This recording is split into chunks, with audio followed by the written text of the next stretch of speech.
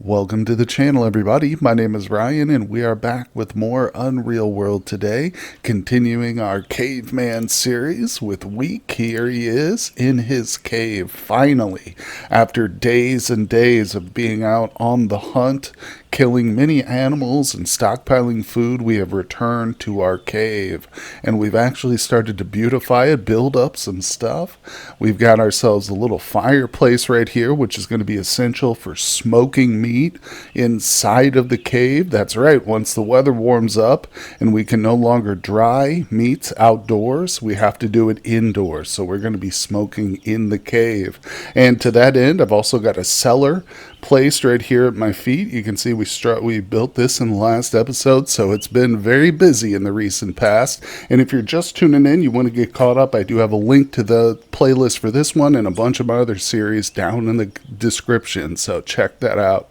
But with all that being said, we've got a lot of work still ahead of us. So today I think we're going to continue to work on the cave here. We've got one more skin I've got to finish processing. Got a little bit of time left, but I do want to make a trip south back to one of our shelters where we've got a bunch of meat being preserved. Actually, it's over here. It's this blue X right here is the destination for today. We're just up here, so it's not real far. But hey, while we're down there, there's plenty of nice open flat land. Maybe we'll find something to hunt.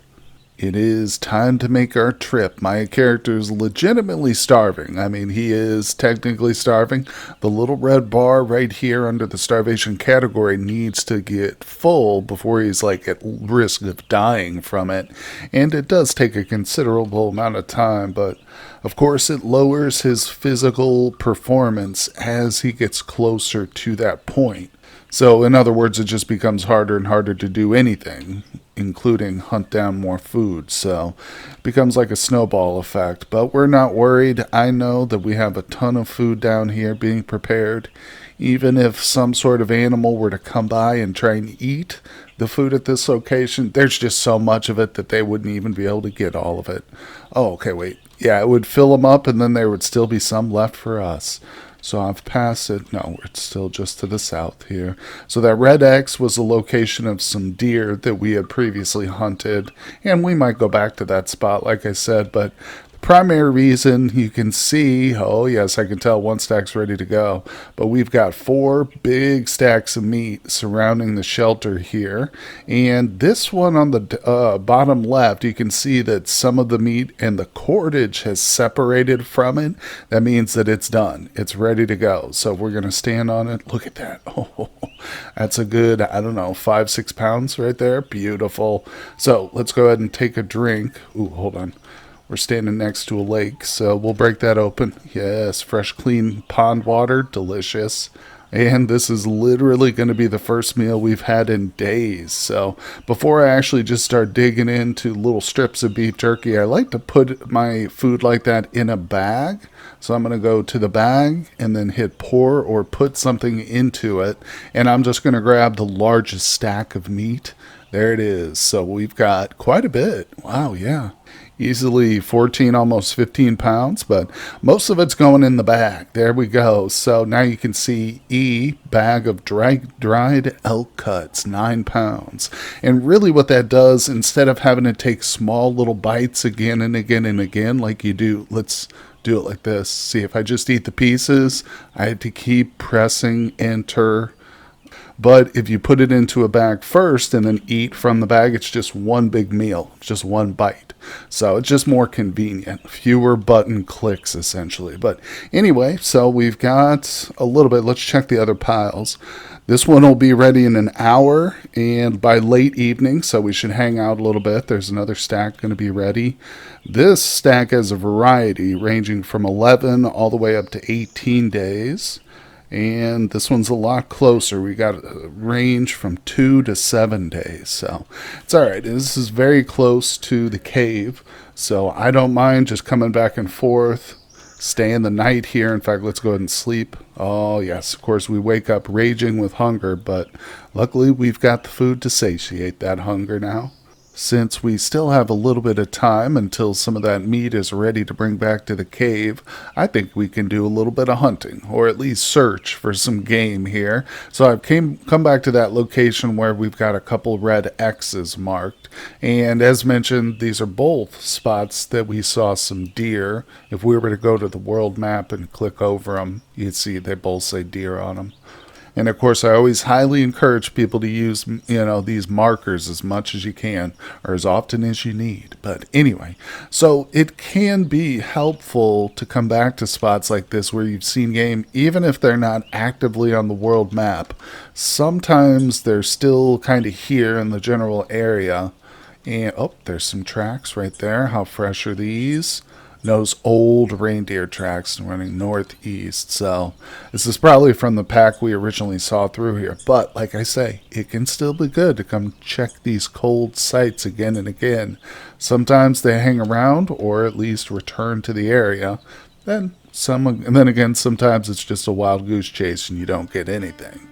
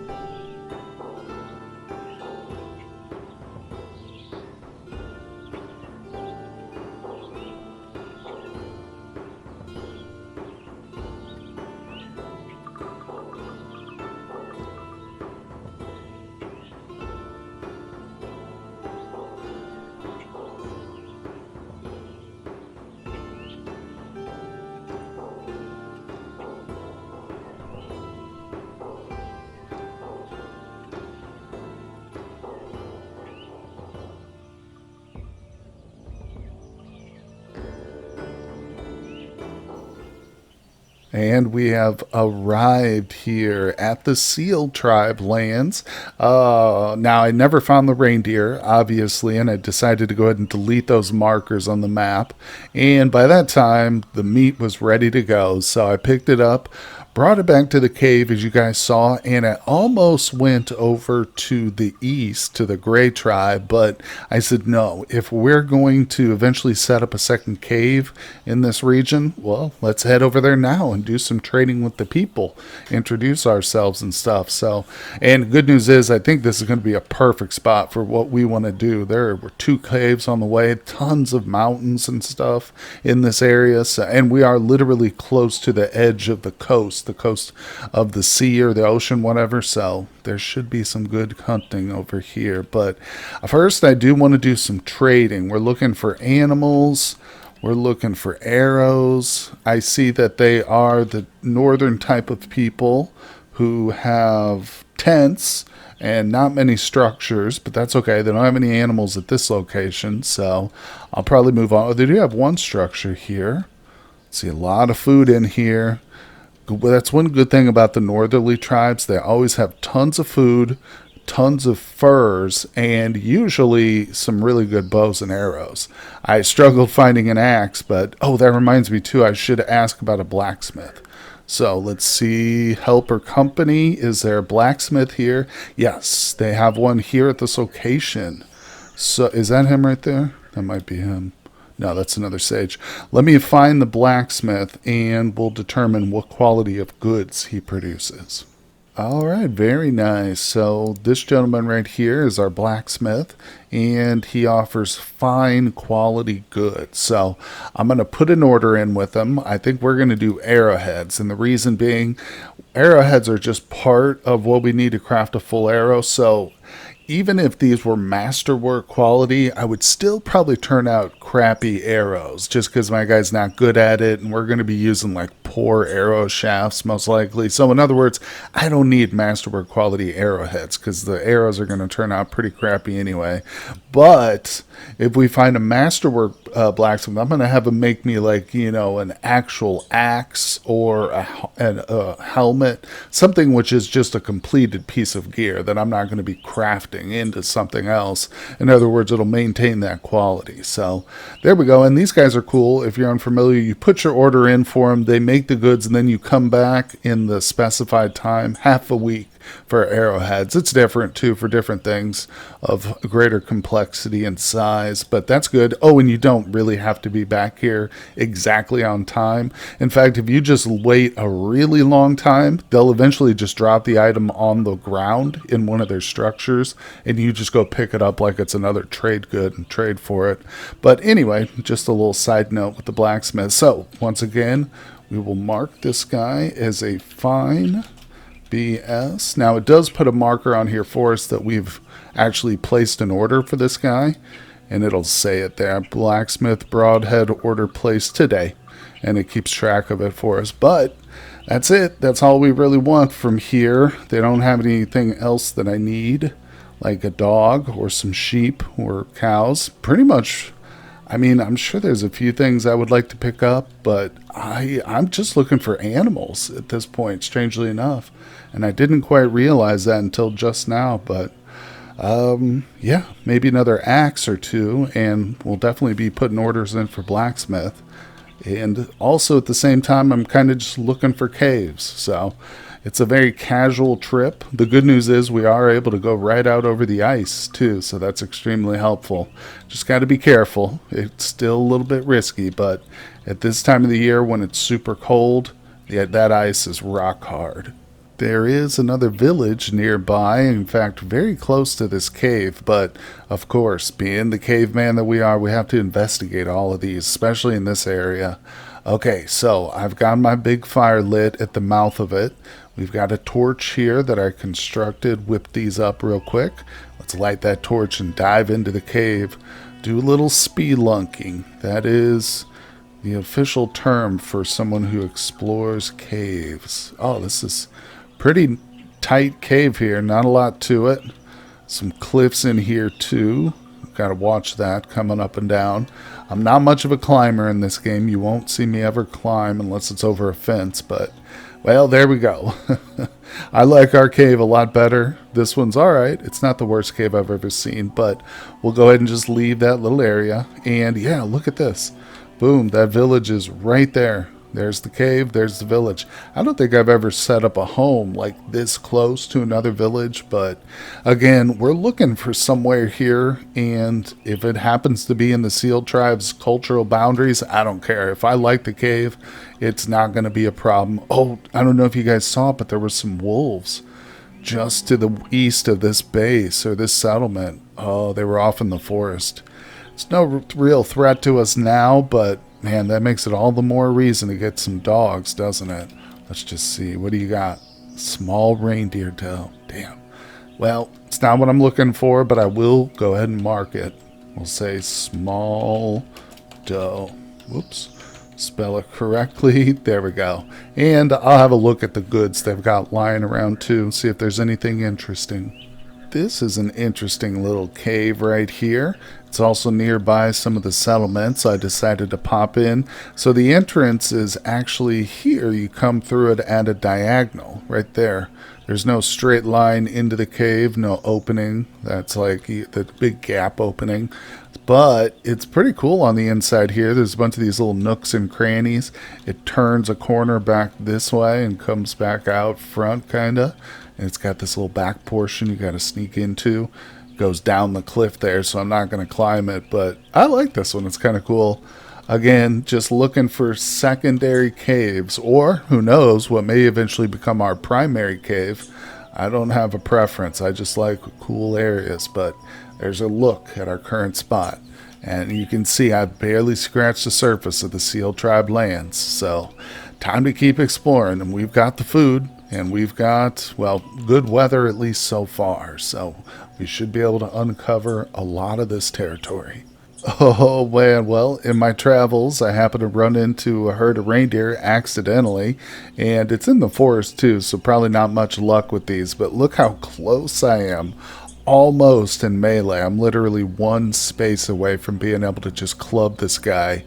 Oh, and I don't know, there might be some behind me too that are just as close, but yeah, as soon as I even turn, oh my god, there is a dude behind me. Look at that. We are in melee. Hold on. Okay. So, I don't have a great weapon.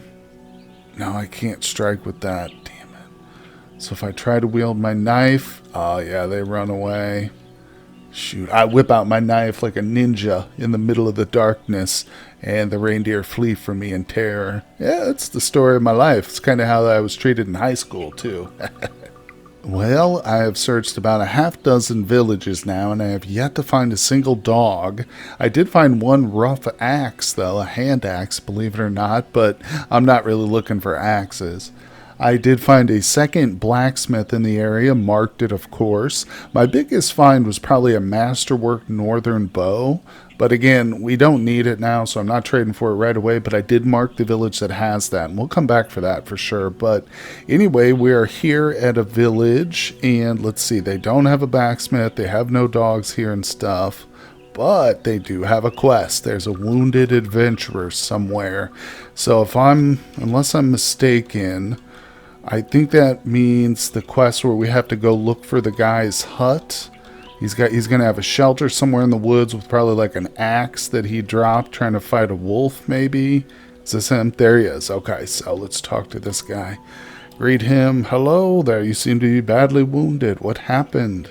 Traveling for a week, stopped for a night, made a quick shelter, slept early morning. I was gathering branches, stumbled onto a bear. Oh, it's not a wolf this time. It's a bear. So nothing but my knife left to wield. I had left everything else at the shelter. How did the struggle end? The beast managed to hit me hard a couple of times until I landed a fierce counter-strike, which made it to retreat into the woods.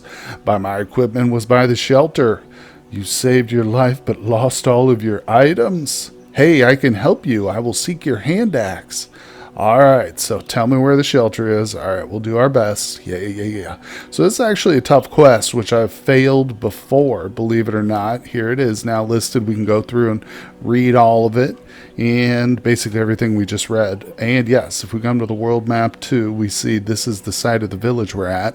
This is the general vicinity of the shelter. So we're going to have to go back to that, or go there, uncover it. Now, again, it'll probably give us some rough direction here. Let me read through this real quick and see what his instructions are. Okay, here it is. In this sentence right here, it says, it was in the southwest from here, which we saw the circle marked, a couple miles away. I remember building my shelter at the border location of a mountain area right next to a hill in the south. So we want a mountain with the hill to the south of it. It's interesting. That should be fairly easy, although I don't know. Sometimes we do come across like really mountainous and hilly areas, but it's pretty specific, especially in that one little area, so I'm excited. We can definitely give this a try.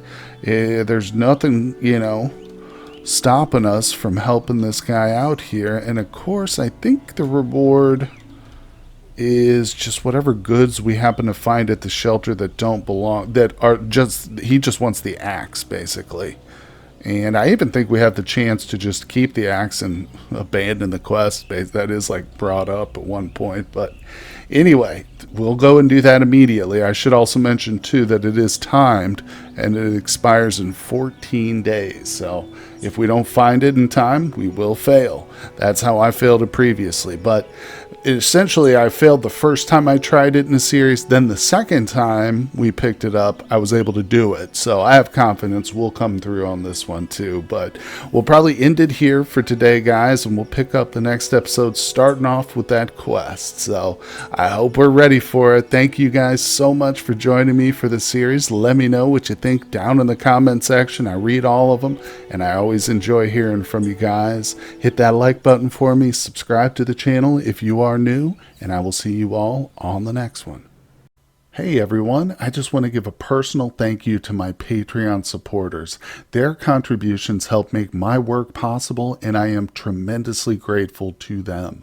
I'd also like to extend an invitation to you to help support my work on Patreon as well. Your donations allow me to upgrade my PC and avoid the dreaded hardware despair. It also gives me more time to devote to new projects and create longer content such as live streaming. No matter what you decide, thank you for visiting my channel.